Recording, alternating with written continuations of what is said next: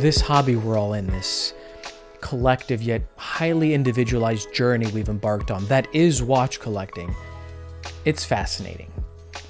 We start a bit in the dark, not quite sure what we want because, truthfully, well, we're not quite sure what we like.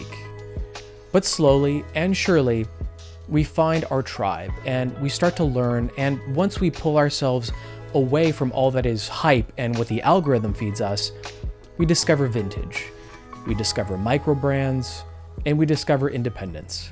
I'm the Timist. Let's talk about the independent brand that is Sartory Billard and the SB04-E Ruby Platinum and Tantalum editions. This is Armand Billard. He ran a successful design agency for many years, and in 2015, he decided he was done with that and wanted to instead design and build bespoke and highly customizable watches. And that's exactly what he did. Enter the SB04-E. Now, that E stands for evolution, and that's because it's actually an updated design that was released earlier this year. Compared to the previous SB04, the E has a few notable improvements, and, well, since we're venturing mighty close to a spec sheet, let's go over the numbers. However, keep in mind that they apply to both the Ruby Platinum and the Tantalum editions. Starting with the movement. At its heart, the SB04-E has a Swiss La Joux-Perret G101 automatic tungsten rotor movement that beats at a frequency of 4 Hz and packs a power reserve of 68 hours. The case itself is made out of 316L stainless steel and measures in at 39.5 millimeters. It's 10.3 millimeters thick, has a lug-to-lug of 46 millimeters, and takes on 20 millimeter straps. Peace of mind is given in the form of a screw-down crown, giving us 100 meters of water resistance. And to round out the package some more, sapphire graces both the front and the back of the case. Now let's shift focus a bit and talk about what makes these two beauties so special. And that, my friends, is the exceptional dial work. Starting with the inner disc on the Tantalum edition, though very uncommon in watch dials, Tantalum is prized for its captivating natural patterns and hue. Still, this quality presents a very unique challenge for even the most skilled artisans. What we have here is a meticulously engraved surface that Armand himself amplified by hand to ultimately produce these delicate carvings that appear almost feather-like in appearance.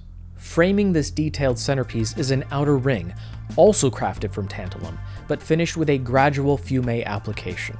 This subtle contrast in texture and tone helps to accentuate more the intricate inner engraving, giving the watch a distinct character that I believe works really, really well. Speaking of character, we also see a sapphire disc on the outer perimeter that houses diamond-cut indexes and a pad-printed minute track complemented by little tiny Eiffel Tower Y shapes, all of which are white superluminova that give off a very pleasant blue light. Now you might ask yourself, why tiny little Eiffel Towers? Well, that's easy, parce que Armand is French. Anyways, not to harp on the point, but tantalum is one of the rarest and most challenging materials to work with in all of watchmaking because of its exceptional density and hardness. To work with it requires specialized tools and techniques in order for a watchmaker to be able to actually shape and intricately finish the design because it is notoriously resistant to machining. And on top of that, while the tantalum has been occasionally used in watch cases, its application in dials is virtually unheard of, especially when decorated using hand engraving.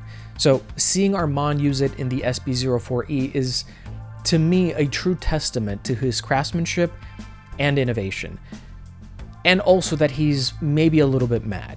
Okay, I think I'm done raving about tantalum for a bit. Let's talk about the Ruby Platinum. And if it's not immediately evident, the heart of Ruby is the star of the show and instantly catches your eye. Never have I ever seen such a unique and creative approach when it comes to dial creation. And when I say that Armand is an artist, I mean that in every single sense of the word. Limited to 150 pieces, we are treated to a veritable visual feast. Every single one of the 150 pieces that Armand has created is unique in its own way, thanks to the vein-like inclusions that you see inside the heart of Ruby slice at the center. These footprints of sorts are commonly referred to as silk. And they are basically tiny inclusions that give a ruby its soft and velvety appearance. This is also what is used to identify natural stones as opposed to synthetic ones. And in talking to Armand, he shared that the ruby is ethically mined and sourced as a natural ruby boulder from Tanzania, which is located in Africa.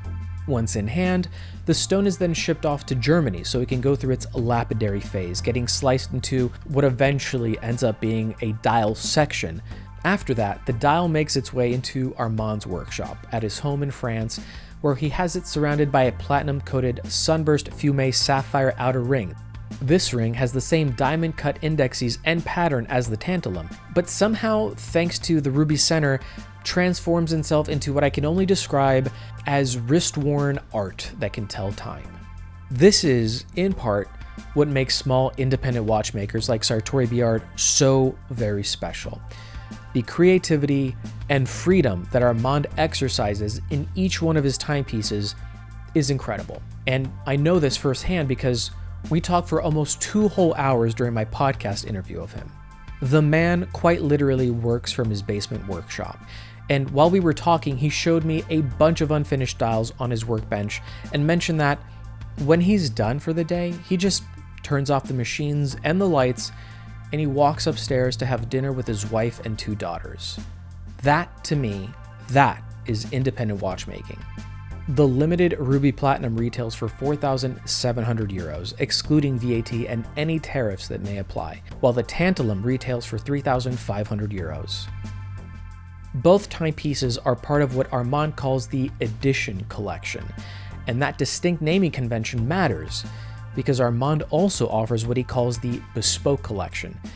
Because that's right, you can custom build any of the watches within the Sartory Billard portfolio, and that is exactly what I did to celebrate a milestone birthday. Now, I'm so sorry to do this, but unfortunately, I have to leave you on a bit of a cliffhanger because, well, the watch isn't done yet. But if you do want to learn more about Armand and Sartory Billard as a brand, then I'd recommend that you check out and listen to the podcast interview that I recorded with Armand himself. Send me your questions, be well, and I'll catch you in the next one.